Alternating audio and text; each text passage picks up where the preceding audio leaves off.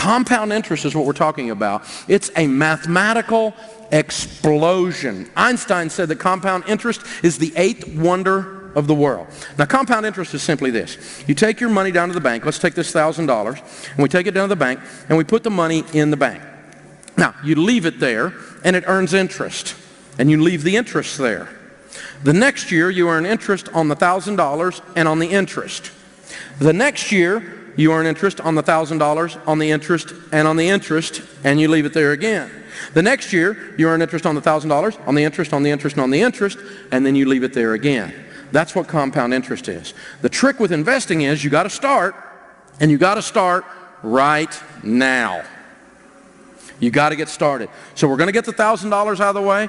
We're going to get the emergency fund built as quickly as we can. We're going to get you out of debt, and then we're going to get you investing as fast as we can in these baby steps, because time needs to be on your side. Let me show you what I'm talking about. Let's look at Ben and Arthur for a minute. Ben starts saving money at 19 years old. He saves $2,000 a year. He does that all the way up until age 26. At age 27, you will notice Ben puts in zero. Say zero. At 27, he quits putting money in, but he's got the pump primed. The snowball is there. It's starting to roll down the hill, and every time it rolls over, it picks up more snow because it's a bigger ball each time it rolls over. Then his brother Arthur on the other side, he looks up and says, ooh, Ben's saving money. I need to save money. He starts saving money at age 27. Now, let's fast forward all the way to the end of the story at age 65 and see what happens. What happens is, at the end of the story, Ben has put in $16,000 and has ended up with $2,200,000. Arthur, who put in $78,000, only ends up with $1,500,000. The guy who put in $78,000 later ends up with $700,000 less than the guy who put in $16,000 earlier.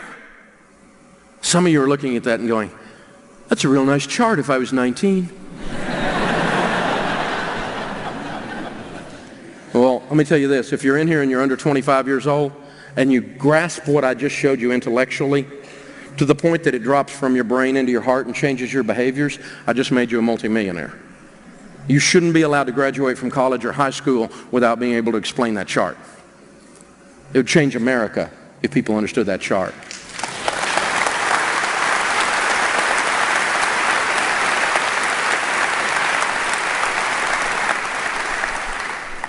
So what are we going to do? Well, if you're under 25, I just gave you a hint.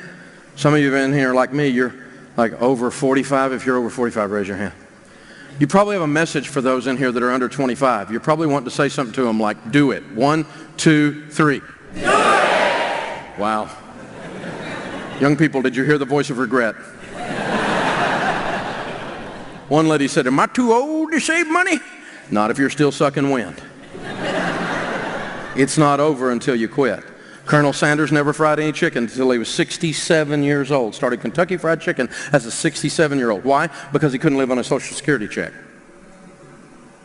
Grandma Moses never painted a painting until she was 85 years old. She did 1,500 works of art, 450 of which she did after age 100. A couple of summers back, my family and I was blessed to get to visit Rome, and one of the tours we went on was through the Vatican. And across the back wall of the Vatican is a thing about 3 times the size of this area. On the back wall, this masterpiece of the return of Christ at the end of times.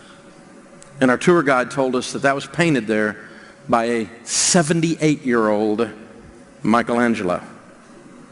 It's not over until you quit. But with this money stuff, it's a lot easier if you'll get started now.